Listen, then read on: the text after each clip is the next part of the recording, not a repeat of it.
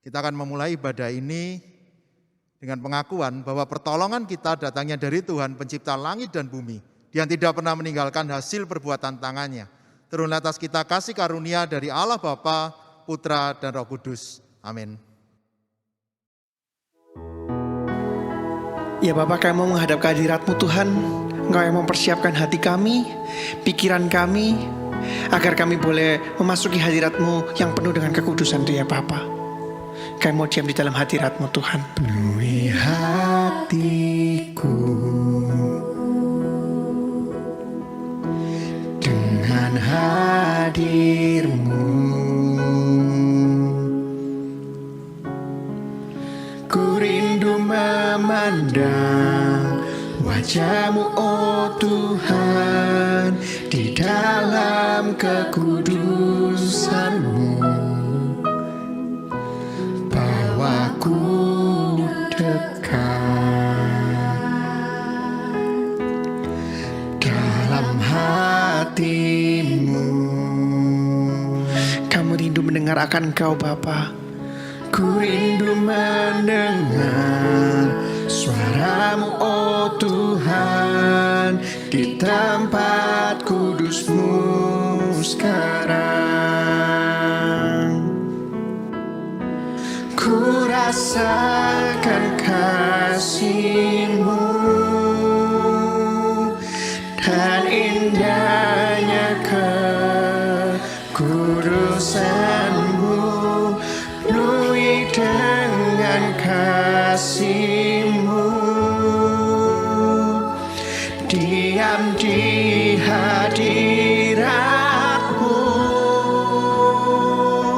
ku mengangkat tanganku dan ku bersyukur menyembah-Mu, penuhi dengan kasih-Mu. Diam di hadirat-Mu.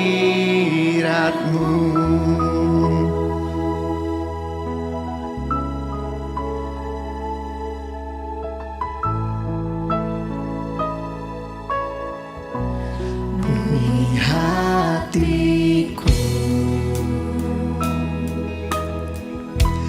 dengan hadir-Mu.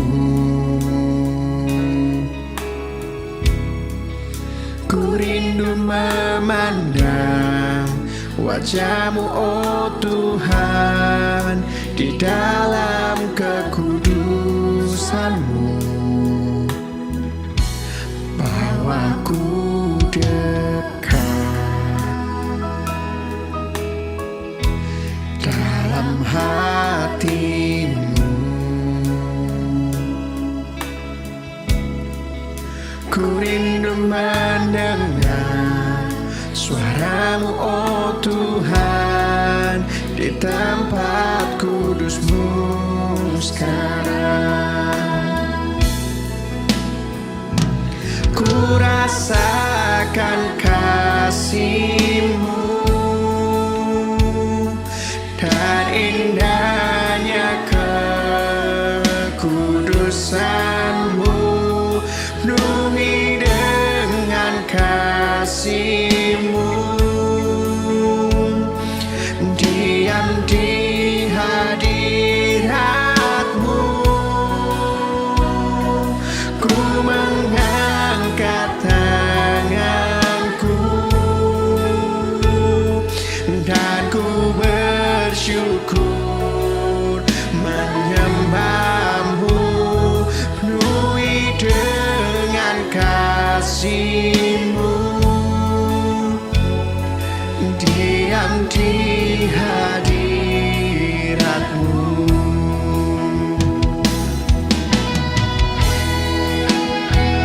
Kami rasakan kasih-Mu ya Bapa dalam kehidupan kami Tuhan.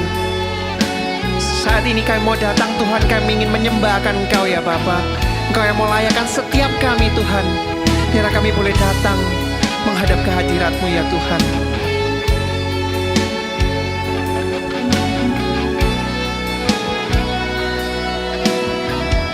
Kurasakan kasih-Mu Tuhan.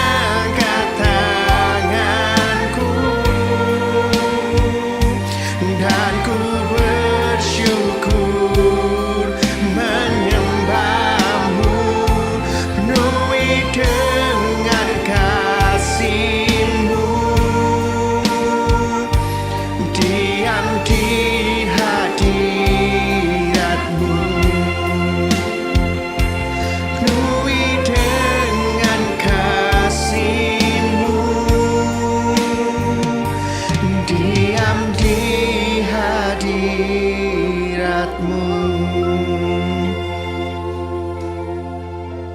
Sungguh ya Bapa, kami mau datang ke hadirat-Mu Tuhan. Engkau yang mau layakan setiap kami Tuhan. Engkau yang memenuhi kami, setiap kami anak-anak-Mu ini Tuhan dengan kasih karunia-Mu. Supaya kami boleh mendengar akan suara-Mu. Kami boleh mengerti Tuhan tentang firman-Mu ya Bapa. Terima kasih ya Yesus, terima kasih ya Bapa. Engkau mengizinkan kami Tuhan untuk kami boleh beribadah lagi pada hari ini. Dalam nama-Mu Yesus kami berdoa. Amin. Yes Jesus, Engkaulah satu-satunya Allah Tuhan yang layak untuk kami sembah dan kami tinggikan Tuhan. Kami mau datang ke hadirat-Mu, kami mau memuji akan Engkau. Karena kami percaya Tuhan, Engkaulah satu-satunya Raja yang bertakhta di atas segala raja.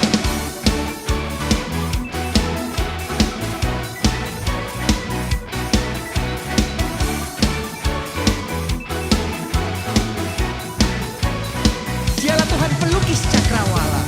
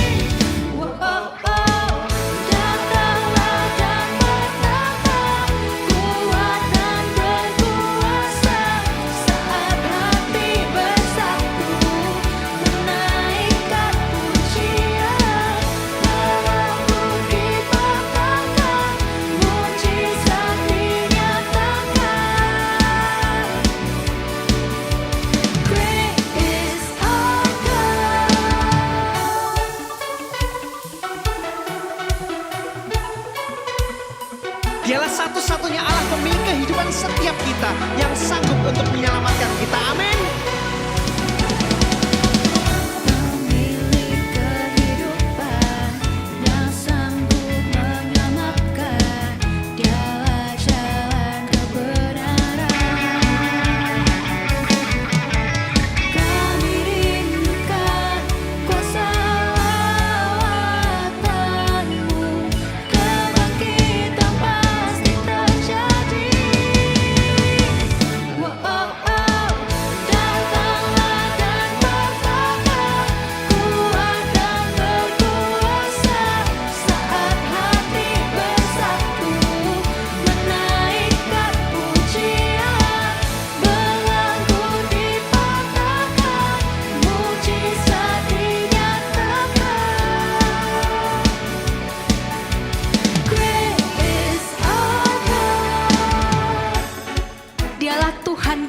pelukis cakrawala, pemilik kehidupan kita.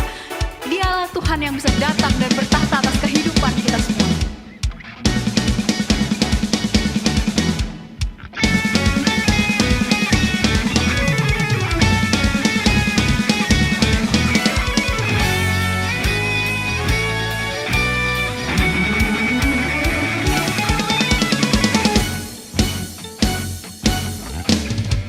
Kami rindukan Tuhan.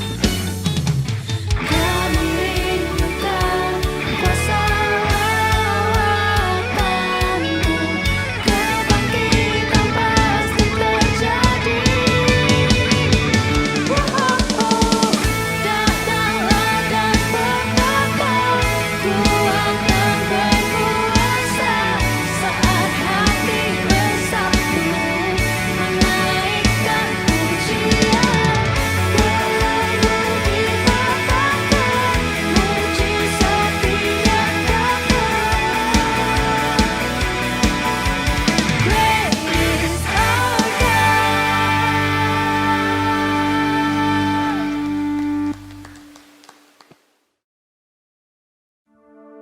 Teman-teman, it's Jesus. He's the one who made the sun to rise. He's the one who bring our food to our table. Mari dengan menyanyikan lagu ini kita mau sekali lagi menyiapkan hati dan pikiran kita. Kita mau nyanyikan Jesus, It Is You. makes the sun to rise and bring the earth new life in every being. Jesus, it is you who turns the day to night and watches me as I begin to dream. Jesus, it is you who brings me food for my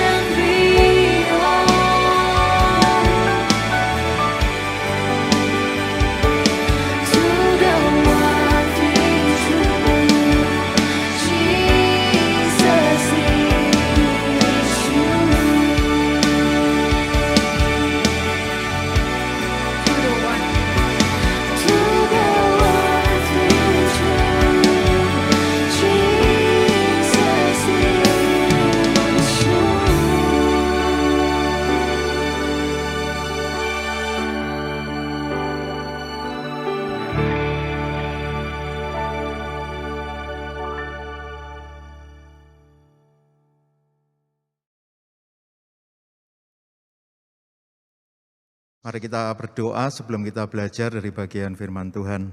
Bapa di surga, saat ini kami mau belajar dari bagian firman Tuhan. Roh Kudus menolong kami supaya kami mengerti dan kami bisa melakukan bagian firman Tuhan ini. Di dalam nama Tuhan Yesus kami berdoa. Amin. Kita akan merenungkan bagian firman Tuhan dari Lukas 10 ayat 38 sampai 42. Lukas 10 ayat 38 sampai 42, demikian firman Tuhan. Ketika Yesus dan murid-muridnya dalam perjalanan, tibalah ia di sebuah kampung. Seorang perempuan yang bernama Marta menerima dia di rumahnya. Perempuan itu mempunyai seorang saudara yang bernama Maria. Maria ini duduk dekat kaki Tuhan dan terus mendengarkan perkataannya. Sedang Marta sibuk sekali melayani. Ia mendekati Yesus dan berkata, "Tuhan, tidakkah engkau peduli bahwa saudaraku membiarkan aku melayani seorang diri? Suruhlah dia membantu aku." Tetapi Tuhan menjawabnya, "Marta, Marta, engkau khawatir dan menyusahkan diri dengan banyak perkara. Tetapi hanya satu saja yang perlu. Maria telah memilih bagian yang terbaik yang tidak akan diambil daripadanya." Demikian bagian firman Tuhan. Bersyukur kita yang boleh membaca, boleh merenungkan kebenaran firman Tuhan ini. Saudara, kalau kita coba renungkan realita kehidupan seorang anak muda itu seperti apa gitu ya. Kalau kita coba lihat realita hidup anak muda, seringkali kalau boleh disimpulkan kira-kira 3 ini. Kenapa? Kalau kita tanya seorang anak muda, gimana sih hidupmu gitu ya? Kebanyakan jawabannya itu sibuk gitu ya. Sibuknya itu menarik. Kalau anak sekolah akan bilang sibuk sekolah. Kalau yang kuliah akan bilang sibuk dengan tugas-tugas kuliah. Tapi kalau dilanjutkan lagi ternyata menarik gitu ya. Sibuk buka YouTube, sibuk nonton drakor, sibuk buka Instagram, sibuk main Mobile Legends dan sebagainya. Ada berbagai kesibukan yang seringkali membuat anak-anak muda, anak-anak remaja, pemuda merasa waktu hidup itu begitu terbatas gitu ya. Lalu kalau ditanya ciri anak muda lagi itu apa sih? Biasanya tuh akan jawab di masa ini tuh overthinking gitu ya. Betul ya, jadi banyak orang yang berpikir bagaimana sih tentang masa depanku, bagaimana nanti kuliahku, sekarang tuh kondisinya online dengan virus yang terus ada dan seringkali kita merasa kayak bagaimana nanti hidupku kalau di tengah segala ketidakpastian ini. Banyak anak muda khususnya mungkin usia-usia pemuda, usia-usia yang kuliah sudah terakhir merasa overthinking gitu ya. Yang menarik kalau ditanya lagi, sebagian besar anak muda ditanya, "Kamu mau jadi apa?" Pasti akan bilang, "Aku tuh mau sukses," gitu ya. Dulu saya merasa kayak apa ada banyak sih yang seperti itu gitu ya. Ternyata waktu saya coba tanya gitu ya, saya kebetulan semester ini ngajar untuk etika profesi untuk anak-anak semester 4, semester 6 gitu ya, yang mau lulus kuliah. Mereka itu waktu ditanya, mereka itu kira-kira tentang hidupmu itu seperti apa? Kebanyakan menceritakan yaitu kesibukannya, menceritakan saya itu sedang overthinking dan ditanya selalu bilang mau kaya gitu ya. Hari ini kita mau coba pikirkan, ketika lihat bagian ini mungkin saudara akan berpikir, wah sudah ketebak nih khotbahnya gitu ya. Pasti nanti dikasih nasihat, ya kamu jangan sibuk, kamu jangan overthinking, kamu harus sesuai dengan kehendak Tuhan. Tapi hari ini saudara, hari ini saya mengajak kita mulai berpikir lebih tenang gitu ya. Sebelum kita merenungkan bagian ini, ketika kita melihat tema ini, kadang seringkali mungkin kita tidak mengambil waktu untuk tenang di hadapan Tuhan. Buat anak-anak muda sekarang, generasi Z gitu ya, mereka itu selalu adalah orang-orang yang memang sepertinya sibuk gitu ya. Kenapa? Karena sekarang punya gadget kan. Orang dulu zaman saya kecil, ketahuan saya generasi apa gitu ya. Mungkin saudara lihat, wah ini pasti generasi Y, enggak. Saya generasi X, lebih tua lagi gitu ya. Tapi saya ingat kalau dulu hari itu terasa begitu lama, kenapa? Enggak ada aktivitas lain. Pulang sekolah adanya buku, bukunya habis ya enggak ada yang dibaca lagi. Mau naik sepeda, mau jalan-jalan, sebentar waktu itu sudah enggak kerasa, tapi buat anak sekarang, saya yakin kalau kita lihat gadget gawe kita gitu ya, pasti akan merasa waktu itu enggak kerasa gitu ya. Berapa kali saya tuh lihat TikTok gitu ya, mungkin hamba Tuhan kok main TikTok sih, saya enggak aktif untuk masukin wajah saya, apalagi enggak pede gitu ya. Tapi saya selalu menyempatkan diri lah, paling enggak sebulan sekali itu buka TikTok gitu ya. Boleh percaya atau tidak, kalau buka TikTok tuh biasanya tiba-tiba itu sudah 4 jam, 5 jam gitu ya. Dan kalau saudara tahu yang saya lihat itu cuma apa sih? Cuma komen-komennya video-video yang muncul gitu ya. Jadi kayak kalau ada video, biasa akan saya cari itu komennya gitu ya. Dan kalau saudara lihat komennya, kenapa saya memilih melihat komen? Saya tuh bisa melihat realita dunia nyata anak muda sekarang gitu ya. Yang paling unik kalau saudara lihat di TikTok tuh gini, pasti ada nanti di komen, orang yang nicknya tuh seperti ini, hari ini aku berulang tahun gitu ya. Jadi ulang tahun tanggal ini. Kemudian nanti di bawahnya yang kasih komen itu banyak. Selamat ulang tahun ya, happy birthday ya. Bayangkan, ada orang yang ngaku-ngaku ulang tahun, diselamati, dan saya juga lihat gitu ya, ikut ketawa gitu ya. Saudara bayangkan, dunia yang seperti inilah dunia kita gitu ya. Waktu kita habis nggak kerasa begitu cepat. Tapi ketika kita lihat juga sosial media itu, banyak anak muda bisa merasa overthinking. Kenapa? Karena di sana itu akan menemukan anak-anak muda lain yang, wih dia kok bisa sukses ya, mobilnya kok bagus banget ya, ada yang rumahnya gede banget, ada yang kalau makan itu makanan yang mahal-mahal. Akhirnya kita berpikir ya sukses itu harus seperti itu. Hari ini kita mau coba renungkan gitu ya. Di tengah dunia yang sibuk ini, di tengah segala pikiran kita yang seringkali dipenuhi dengan kekhawatiran, di tengah standar-standar dunia bagaimana kesuksesan itu ukurannya dari apa yang dilihat oleh orang lain. Tema hari ini mengajak kita untuk merenung sejenak. Sebagai anak-anak Tuhan, sebagai anak muda Kristen, seharusnya kita itu melakukan apa di dalam relasi kita dengan Tuhan. Saya mengajak kita sabar, kita diam. Mungkin kita mencoba di dalam mendengarkan kebenaran firman Tuhan ini. Kita coba tenang melihat Tuhan mau berbicara apa di dalam hidupku. Saudara, sebelum kita lihat, nanti saudara kan orang sekarang, saya yakin anak sekarang juga pinter-pinter gitu ya. Pasti ketebak kok, nanti harus saat teduh tidak boleh sibuk gitu ya. Tidak boleh overthinking, tidak boleh mencari kehendaknya sendiri, kesenangannya sendiri. Oke, nanti kita baru lihat kesimpulannya di belakang gitu ya. Tapi saya mengajak kita menikmati bagian firman Tuhan ini. Mengajak kita melihat beberapa bagian yang penting dari kebenaran firman Tuhan ini. Yang pertama, kalau kita lihat di perikop kita, di situ berkali-kali disebutkan kata Tuhan gitu ya. Jadi di situ Yesus disebut sebagai Tuhan. Kurios, Lord, menunjukkan siapa dia dan bahwa apa yang disampaikan Yesus dengan otoritas dia adalah Tuhan. Menunjukkan ketika dia mengajar dan ada orang banyak yang sedang ada di sekitar dia adalah Tuhan yang sedang mengajar di sana. Bukan sekedar guru biasa, bukan sekedar manusia biasa yang sedang mengajar.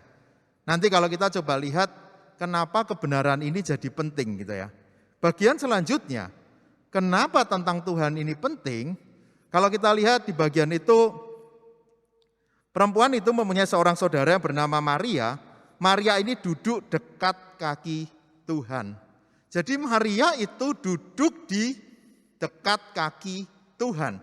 Sama di Kisah Rasul 22 ayat 3, ketika Paulus menuliskan, dididik dengan teliti di bawah pimpinan Gamaliel.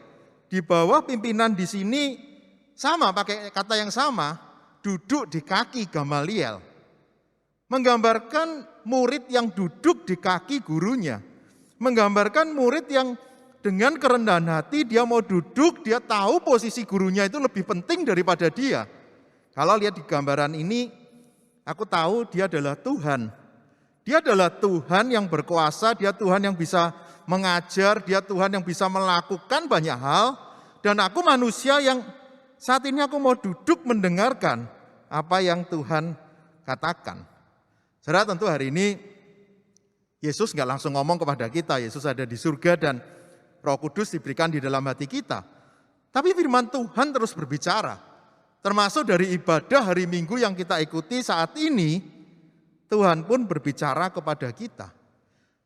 Apakah kita sekarang sudah dengan sikap hati, Tuhan aku mau menjadi murid yang taat, yang mau mendengarkan apa yang kau katakan? Saudara mungkin waktu mendengarkan khotbah ini saudara juga banyak pikiran kan. Aduh ngapain sih tak dengerin gitu ya. Aduh online lagi, mendingan ibadah tuh onsite gitu ya. Betul, saya sangat tidak menikmati ibadah online. Kenapa? Iyalah khotbah pakai masker tuh nggak enak gitu ya. Semoga suara saya jelas, dari tadi dipeseni suaranya harus jelas kan gitu ya. Saya sendiri ini kan pelayanan ke remaja pemuda. Yang ikut ibadah online nanti remaja pemuda. Tapi sekarang di depan saya nggak ada anak mudanya kan gitu ya. Nggak mudah. Tapi ketika kita yakin, ketika kebenaran firman Tuhan ini diberitakan, Tuhan berbicara kepada saya dan berbicara kepada saudara. Saudara yang masih ada di rumah dan saya yang ada di tempat ini, Tuhan berbicara kepada kita, maukah kita dengan sikap hati yang dengan rendah hati, Tuhan aku mau dididik, Tuhan aku mau belajar. Saudara, kadang kita merasa kita itu sudah tahu segalanya gitu ya.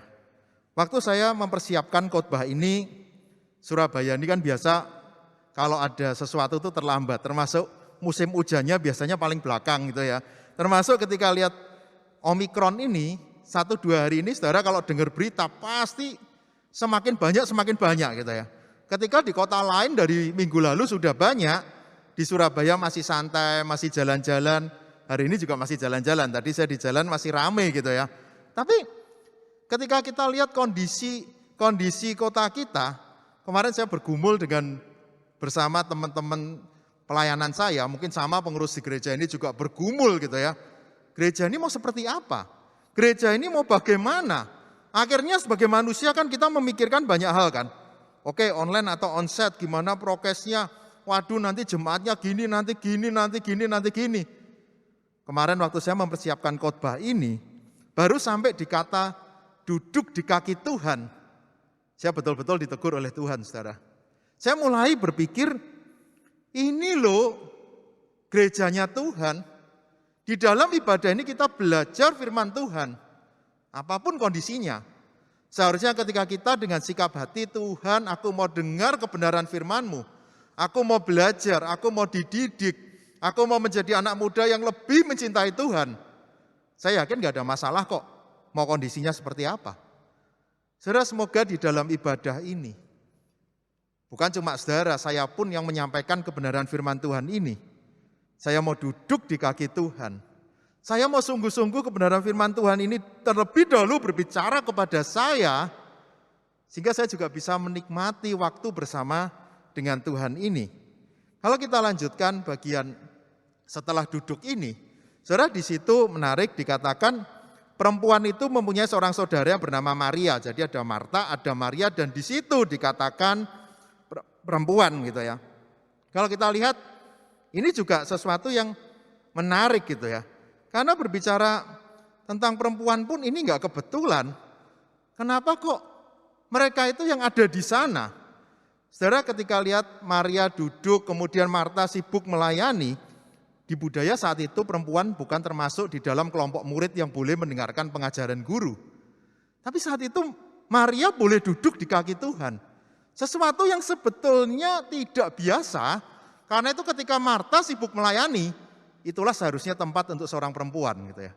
Itulah seharusnya tempat untuk seorang perempuan, dia sibuk melayani, yang boleh mendengarkan gurunya itu hanya laki-laki. Tapi menarik di bagian ini, tentu ini bukan kebetulan. Kenapa ada perempuan, kenapa ada Maria yang diizinkan oleh Tuhan untuk bisa mendengarkan pengajaran dari Yesus? Saudara kalau kita lihat ini, kita pun bisa melihat ketika seseorang menjadi murid Kristus, ketika seseorang boleh mendengarkan kebenaran firman Tuhan, saya mau katakan bukan karena kita kuat dan hebat, bukan karena kita yang oke, karena aku baik, aku layak. Saudara kalau bilang, mungkin orang zaman itu kan orang Farisi ahli Taurat, ini hanya untuk orang Yahudi. Saya yakin kita juga nggak masuk hitungan kok. Saya nggak tahu sih kalau ada jemaat di sini yang keturunan Yahudi gitu ya, tapi saya jelas bukan gitu ya. Saya bukan orang Yahudi dan nggak ada turunan itu juga. Saya juga bukan orang yang baik. Saya dulu kecil juga sama pernah melakukan kenakalan-kenakalan anak remaja yang sampai hari ini, kalau teman saya tahu gitu ya, loh sekarang melayani Tuhan, Mereka selalu bilang kok bisa gitu ya. Saya cuma jawabnya gini, jangankan kamu yang heran, saya aja heran sampai hari ini gitu ya. Saudara betul, kalau kita masih boleh mendengarkan firman Tuhan, kita boleh dibentuk, kita boleh dipanggil, kita boleh dididik, itu semua hanya karena anugerah Tuhan. Karena itu menarik ya di sini ketika berbicara perempuan itu. Berbicara adalah orang yang dipilih oleh Tuhan. Berbicara bagaimana Tuhan sendiri yang mau mengajarkan sesuatu kepada murid-muridnya. Saudara, kadang kita merasa mungkin anak muda kenapa overthinking gitu ya. Seringkali anak muda itu kan merasa insecure kan. Anak remaja, pemuda zaman sekarang seringkali merasa, aku tuh gak sehebat orang lain kok. Kalau ditanya kelebihan dan kekurangan, kemarin ada satu murid saya menarik ya, dia bilang gini, kelebihan saya ini, kekurangan saya apa ya? Rasanya semua orang pasti akan bilang banyak kelebihannya. Ternyata enggak. Di video perkenalan yang lain dari murid di kelas saya, rata-rata waktu ngomong kekurangan tuh lebih banyak daripada kelebihannya. Akhirnya kita merasa, aduh hidupku kok seperti ini, aku enggak sebaik orang lain, aku enggak serohani yang lain. Apakah Tuhan memilih aku? Apakah Tuhan menyertai aku? Saudara, apapun yang saat ini kalian alami gitu ya. Mungkin kita enggak sehebat yang lain. Ketika firman Tuhan hari ini menyapa saudara, ketika saudara tahu Kristus mati buat saudara, saya mau katakan kita adalah orang-orang yang dipilih bagaimanapun kondisi kita. Lihat ya saudara, sampai di bagian ini sangat menarik ya. Lalu bagian yang selanjutnya, ini bagian yang cukup penting untuk tema kita, sedang Marta sibuk sekali di ayat selanjutnya. Kalau kita lihat di sini sibuk sekali gitu ya. Kata yang dipakai perispo itu kayak terdistract gitu ya, distracted. Jadi kayak perhatiannya itu sekarang fokus kepada pekerjaannya itu. Perhatiannya itu terlempar kepada tanggung jawabnya dan itu jadi beban gitu ya. Makanya kan dia sibuk melayani dan dia waktu lihat Maria kok duduk di situ, kok dengar Yesus. Ini salah ini. Lihat ya, ada orang dengarkan Yesus mengajar kok salah sih? Karena dia fokusnya sekarang cuma pekerjaan. Sebenarnya yang menarik ya, di ayat ini juga satu hal ya yang menarik. Marta sibuk, ia mendekati Yesus dan berkata, Tuhan tidakkah engkau peduli gitu ya. Saudara, ini menarik ya. Ternyata Marta juga datang kepada Yesus, dan saya cuma mau bilang Yesus itu luar biasa ya. Dia juga peduli kok kepada Marta. Dia juga tahu dan dia bilang, Marta engkau khawatir dan menyusahkan diri. Yesus mau tunjukkan itu loh yang kamu sekarang lakukan.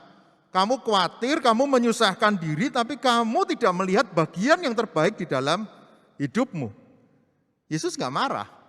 Tapi Yesus bilang, kamu tuh salah fokus gitu ya. Kamu bukan fokus kepada apa yang seharusnya, kamu fokus kepada apa yang menurutmu itu benar. Pada saat itu Yesus ada di sana dan sedang mengajar. Saudara, kalau lihat bagian ini, di tengah dunia yang sibuk yang tadi saya bilang di awal gitu ya. Di tengah segala pikiran-pikiran yang membuat kita overthinking tadi, akhirnya seringkali arah kita itu salah gitu ya. Kita kemana cuma kita mau ikut orang lain. Kemarin ada satu murid yang bilang gini, kenapa saya kuliah di jurusan ini? Karena saya ikut teman gitu ya. Bayangkan ya, ada orang kuliah ikut teman, terus nanti temennya nggak jadi kuliah misalnya gitu ya. Bisa-bisa kan dia menyesal kan gitu ya.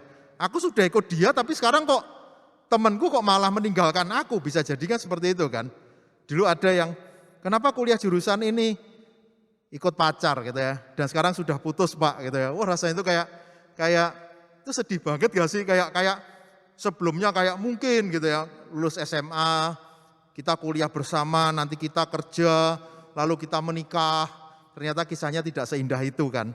Ternyata akhirnya waktu kuliah sudah putus. Saudara, ketika kita melakukan banyak hal di dalam hidup kita, seringkali kita tidak fokus kepada Tuhan. Seringkali kita tidak fokus kepada apa yang menjadi kehendak Tuhan. Kalau lihat ayat ini khawatir sebetulnya sama dengan Matius 6 ayat 25-33. Manusia menjadi khawatir karena tidak fokus kepada Tuhan. Karena itu di Matius 6 ayat 33 dikatakan, carilah dahulu kerajaan Allah dan kebenarannya, maka semua akan ditambahkan kepadamu. Fokus itu loh yang seringkali hilang di dalam hidup kita. Saudara, mungkin ya kalau kita dengar bagian ini kita akan berpikir, oke, saya tahu arahnya gitu ya. Ini khotbahnya kan tentang waktu teduh di hadapan Tuhan, mengambil waktu bersama dengan Tuhan. Berarti ujung-ujungnya jangan sibuk, sekarang berdoa terus gitu ya. Enggak, kita tetap orang-orang yang harus hidup di dunia ini kan. Kita orang-orang yang harus menjalani semua kehidupan kita. Tapi saudara, carilah apa yang menjadi kehendak Tuhan. Ada yang cerita ya, Pak saya tuh suka banget bersosial media gitu ya. Saya selalu bilang gini, ya enggak apa-apa, kalau memang itu panggilan yang Tuhan berikan kepada kamu. Iya saya merasa ini tuh hidup saya gitu ya. Lu silakan. Ada yang saya tuh suka banget main game gitu ya. Cita-citanya jadi profesional gamer gitu ya. Silakan, lewat gamemu kamu juga memuliakan Tuhan, kenapa tidak? Tapi saudara seringkali bukan fokus kepada Tuhan yang kita kejar. Saudara, sampai saat ini kita mau belajar tema apa sih tentang tema yang kita akan renungkan hari ini, saudara? Saudara, seringkali ternyata kita tidak mengambil waktu tenang di hadapan Tuhan. Quality time with Jesus itu sesuatu yang paling penting di dalam hidup kita. Saudara, hari ini di tengah dunia yang sibuk sama seperti Marta yang sibuk tadi, di tengah dunia yang mendistract semua fokus kita kepada Tuhan seperti Marta yang sibuk dengan pekerjaannya tadi. Di tengah manusia yang merasa dirinya baik sehingga dia tidak sadar Tuhan itu mengasihi dia dan dia merasa tidak layak, dia merasa insecure dengan hidupnya. Saya mau katakan kebenaran firman Tuhan ini berbicara kepada saya dan saudara. Apapun kesibukanmu hari ini, apapun keadaanmu sekarang, apapun yang menjadi cita-citamu nanti kalau kamu ingin sukses, jangan pernah lupa untuk terus dekat dengan Tuhan. Untuk terus fokus kepada Tuhan. Karena itu mari kita duduk di kaki Yesus. Kita duduk di kaki Tuhan. Jangan sampai pikiran kita terdistract oleh hal-hal yang tidak penting di sekitar kita. Kita mau mengambil waktu, kita mau terus fokus kepada Tuhan. Saudara, bukan cuma waktu kita saat teduh aja, tapi sepanjang hari terus fokus kepada Tuhan, fokus kepada Tuhan, fokus kepada Tuhan. Kelebihannya kalau kita punya waktu yang khusus itu apa sih? Itu kan melatih kita untuk fokus kepada Tuhan kan. Saudara, kalau anak kecil kan diajarikan, doa itu harus lipat tangan, tutup mata gitu ya. Lama-lama kan saudara biasa sendiri kan tanpa harus mikir. Lipat tangan tuh gimana ya, tutup mata tuh gimana ya kan gitu kan. Lalu ketika saudara punya kebiasaan, aku bangun tidur harus berdoa. Lama-lama kan juga otomatis jadi berdoa kan. Tapi saudara poinnya bukan seberapa kita melakukan doa-doa itu, waduh kalau banyak berarti lebih rohani dari yang lain, enggak. Tapi bagaimana kita fokus kepada Tuhan di tengah segala kesibukan kita. Saudara, kadang kita merasa, aku enggak perlu Tuhan kok. Aku sudah mengalami semua yang baik di dalam hidupku, aku cukup punya banyak hal. Saudara, saya mau katakan, siapa kita saudara? Tanpa Tuhan kita itu siapa?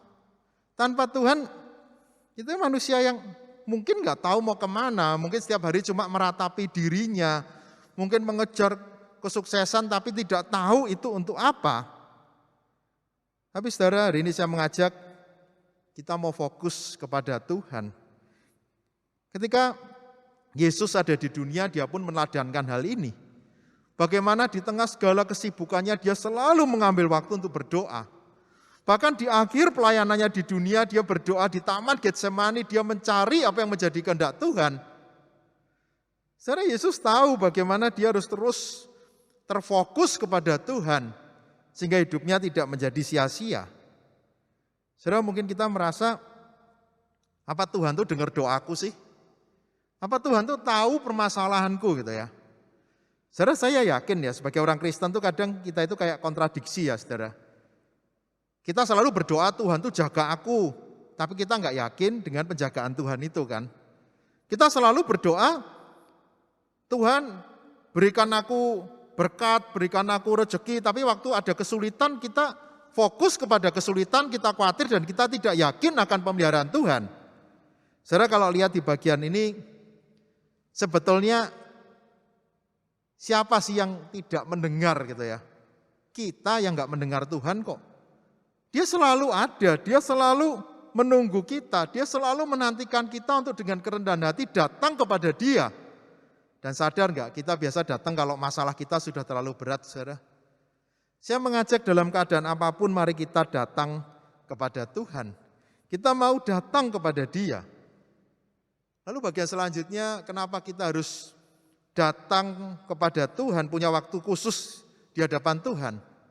Ketika kita datang kepada Tuhan, kita itu sadar, seharusnya kita itu tidak layak dan kita tidak masuk hitungan untuk menjadi anak-anak Tuhan. Tetapi Tuhan yang melayakkan. Kristus mati di kayu salib supaya kita diperdamaikan dengan Dia. Supaya kita bisa berelasi dengan Dia, bukankah itu hal yang luar biasa? Saudara, standar Tuhan berbeda dengan standar dunia. Tuhan punya standar yang berbeda ketika Dia melihat murid-muridnya. Mungkin Maria ini tidak masuk hitungan di zamannya saat itu. Mungkin kita tidak masuk hitungan dari teman-teman kita merasa, aku itu siapa? Saudara, ketika standar Tuhan itu berbeda, kita lihat di bagian firman Tuhan ini. Saudara, siapapun kita sekarang, kita ini sangat dikasihi Tuhan. Bahkan kita yang merasa tidak layak, kita yang merasa begitu lemah, kita yang merasa begitu terbatas. Matius 21 ayat 5 ini menarik, saudara. Yesus pun di dalam sebagai Tuhan, dikatakan rajamu datang kepadamu, ia lemah lembut dan mengendarai seekor keledai beban yang mudah. Dia pun raja yang datang masuk ke Yerusalem naik keledai. Raja yang nantinya mati di kayu salib karena kehendak Bapa tidak sama dengan standar dunia. Dan karya keselamatan yang begitu luar biasa itu dilakukan oleh Yesus, yang oleh dunia dianggap lemah tadi. Saudara, kalau hari ini Tuhan masih menyapamu gitu ya. Tuhan sangat mengasihimu. Dia sudah melepaskanmu dari dosa. Bagaimanapun orang melihatmu, atau kita merasa begitu lelah, Tuhan ada bersama denganmu. Karena itu ambil waktu tenang bersama dengan Dia. Ambil waktu untuk menikmati kasih-Nya itu. Ambil waktu untuk menikmati bagaimana aku selalu dijaga, aku selalu dilindungi. Saudara, kadang sebagai anak-anak muda kan saudara mengambil banyak waktu berpikir, tapi berpikir yang enggak gitu ya. Yang malah seringkali anak muda sekarang kan kayak lebih suka senja gitu ya. Kalau senja itu kan kayak melo, kayak berpikir tentang hidup. Ambil waktu silakan di tengah senja itu menikmati dunia ini, merenungkan hidup kita, tapi renungkan juga tentang Tuhan. Renungkan tentang kebaikan Tuhan. Quality time bersama dengan Tuhan membuat kita bisa berserah kepada Tuhan. Lalu saudara, dengan waktu bersama dengan Tuhan, selain kita bisa fokus kepada Tuhan, kita bisa melihat betapa berharganya hidup kita akan bisa meresponinya dengan apa? Melakukan bagian yang terbaik bagi Tuhan. Kita melakukan yang terbaik bagi Tuhan. Kenapa? Semakin kita dekat dengan Tuhan, semakin kita peka dengan apa yang menjadi kehendak Tuhan. Mungkin ilustrasi ini saya pernah ceritakan ya, pengalaman saya melayani anak-anak muda, anak remaja pemuda. Biasanya itu kan anak muda tanya, gimana cara tahu jodoh itu dari Tuhan apa tidak gitu ya. Ini pertanyaannya sering ditanyakan ke saya dan jawaban saya biasanya gini, kamu saat teduh apa enggak? Loh, apa hubungannya aku gitu ya. Saya selalu jawab, kamu pengen tahu jodoh dari Tuhan tapi kamu enggak pernah dekat sama Tuhan, ya kamu enggak akan pernah peka dengan apa yang menjadi kehendak Tuhan. Saudara, bukankah ini yang harus kita lakukan, kepekaan itu? Ketika Yesus terus berdoa, akhirnya Yesus dengan setia dia menyerahkan nyawanya. Dia tahu rancangan Tuhan itu yang terbesar di dalam hidupnya, bahkan untuk menyelamatkan umat manusia. Dia taat. karena dia tahu apa yang menjadi kehendak Bapanya. Saudara, Yesus sudah mengajarkan, sudah meneladankan, bahkan menjadi korban pendamaian supaya kita bisa berelasi dengan Allah secara pribadi. Sebagai penutup Kolose 1 ayat 19 sampai 23. Karena seluruh kepenuhan Allah berkenan diam di dalam Dia, dan oleh Dialah Ia memperdamaikan segala sesuatu dengan dirinya, baik yang ada di bumi maupun yang ada di surga, sesudah Ia mengadakan pendamaian oleh darah salib Kristus. Kalau kita lihat di sini, dulu kita jauh dari Allah. Kristus sudah memperdamaikan kita. Miliki waktu khusus, waktu teduh, waktu yang berkualitas bersama dengan Kristus. Dia sangat mengasihi kita. Dia selalu ada untuk kita. Mari kita fokuskan hati kita kepada Dia. Sadari bahwa kita ini tidak layak, tetapi karena kasih-Nya kita dilayakkan untuk dekat dengan Dia. Jangan sia-siakan anugerah Tuhan untuk boleh dekat dengan Dia. Mari kita terus cari apa yang menjadi kehendak-Nya, sehingga karya penebusannya tidak menjadi sia-sia. Kita hidup melakukan kehendak-Nya, kita boleh menjadi saksinya. Mari kita berdoa. Bapa di surga, kami bersyukur Tuhan begitu mengasihi kami. Yesus mati di kayu salib supaya kami boleh diperdamaikan dengan Allah, sehingga kami boleh berelasi secara pribadi dengan Allah. Ampuni Tuhan, sebagai orang-orang yang sudah Kau tebus, kami menyia-nyiakan kesempatan itu. Biarlah sejak kami masih muda, kami terus punya waktu untuk dekat dengan Tuhan. Karena itu hak istimewa yang Tuhan berikan melalui penebusan Kristus di kayu salib. Kami boleh berelasi dekat dengan Tuhan. Setiap hari di dalam hidup kami mau terus dekat dengan Engkau. Sehingga kami terus fokus kepada Tuhan. Sehingga kami tahu betapa berharganya hidup kami. Sehingga kami mengerti apa yang menjadi kehendak Tuhan. Tolong kami Tuhan. Terima kasih Bapa, di dalam nama Tuhan Yesus kami berdoa. Amin. Teman-teman, kita juga hari ini mau belajar bersama-sama seperti firman Tuhan yang sudah diberitakan. Kita mau berdoa bersama-sama, kita mau berjuang bersama-sama untuk berdoa, bersyafaat bersama. Mari, saya mau undang setiap kita untuk berdoa bersama-sama. Mari kita berdoa. Bapa di dalam surga, kami sungguh mengucap syukur untuk kesempatan kami boleh beribadah bersama, kami boleh belajar kebenaran firman Tuhan bersama-sama. Pada saat ini kami juga ingin berdoa bersatu hati, terus mendoakan bangsa dan negara kami. Kami tahu situasi ini tidak mudah, kami tahu situasi ini melelahkan bagi setiap dari kami. Oleh sebab itu Tuhan, kami memohon belas kasihan Tuhan, kami terus berdoa, kiranya Tuhan sendiri juga yang mau menolong, Tuhan sendiri juga yang mau memberkati bangsa dan negara kami. Kiranya Tuhan tolong para pemimpin negara kami, kiranya Tuhan tolong mereka yang duduk di bangku pemerintahan. Kami juga terus berdoa untuk setiap anak-anak Tuhan, dimanapun mereka berada, khususnya mereka yang tertimpa musibah, khususnya mereka yang terus berjuang, bergumul untuk bisa melanjutkan hidup mereka. Bapa dalam surga, kami juga berdoa secara khusus untuk para pemimpin rohani kami, di tengah pergumulan mereka masing-masing, di tengah tantangan yang terus mereka hadapi. Kiranya Tuhan juga yang menolong setiap dari mereka untuk boleh memimpin kami, untuk boleh membina kami sebagai anak-anak Tuhan, sehingga kami pun boleh bertumbuh, terus mengenal Tuhan dengan baik. Bapa, kami juga mau berdoa untuk setiap anak-anak Tuhan yang mereka terus berjuang untuk bekerja, untuk meneruskan studi mereka. Kiranya Tuhan sendiri juga yang mau mampukan setiap dari kami, sehingga kami pun boleh menjalani studi kami, menjalani pekerjaan kami dengan baik. Kami percaya Tuhan, Engkau adalah Allah yang berkuasa. Kami percaya Tuhan, Engkau adalah Allah yang berdaulat. Dan kami mau menyerahkan setiap seruan doa kami ini hanya kepada Engkau. Di dalam satu nama, Yesus Kristus, kami sudah berdoa. Amin. Mari bersama-sama kita mengikrarkan pengakuan iman kita yang berbunyi. Pengakuan iman rasuli. Aku Aku percaya kepada Allah, Bapa yang Maha Kuasa, Khalik langit dan bumi, dan kepada Yesus Kristus, Anak yang tunggal Tuhan kita, yang dikandung daripada Roh Kudus, lahir dari anak darah Maria, yang menderita sengsara di bawah pemerintahan Pontius Pilatus, disalibkan, mati dan dikuburkan, turun ke dalam kerajaan maut. Pada hari yang ketiga, bangkit pula dari antara orang mati, naik ke surga, duduk sebelah kanan Allah, Bapa yang Maha Kuasa, dan dari sana Ia akan datang untuk menghakimi orang yang hidup dan yang mati. Aku percaya kepada Roh Kudus, gereja yang kudus dan am, persekutuan orang kudus, pengampunan dosa, kebangkitan tubuh, dan hidup yang kekal. Amin. Amin. Untuk meresponi firman Tuhan, mari kita sama-sama sekali lagi nyanyikan Jesus, It Is You.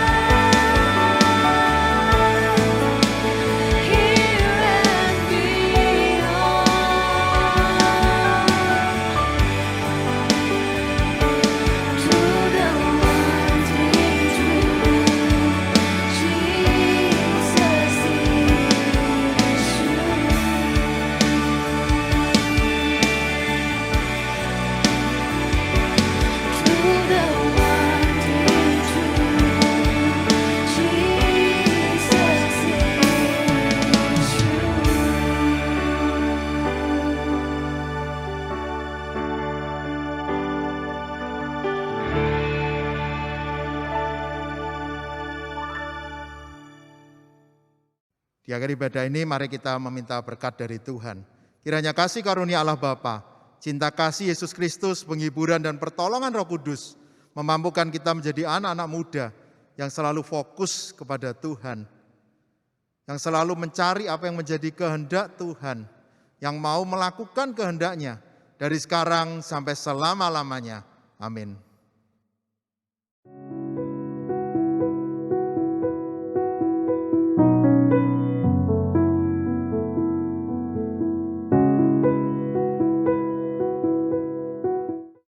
Shalom Jemaat GKA Gloria yang terkasih di dalam Tuhan. Pada bulan Maret, GKA Gloria bekerja sama dengan Perkumpulan Keluarga Karis kembali mengadakan kelas katekisasi pranikah atau yang disebut dengan Premarital Class PMC. Kelas akan dimulai pada tanggal 3 Maret dan berakhir pada tanggal 12 Maret 2022. Pendaftaran akan ditutup pada tanggal 18 Februari 2022 atau jika kuota sudah terpenuhi. Bagi kalian yang akan mengikuti, silakan mendaftarkan diri ke Ibu Airin atau ke tata usaha gereja kalian masing-masing. Terima kasih, Tuhan Yesus memberkati.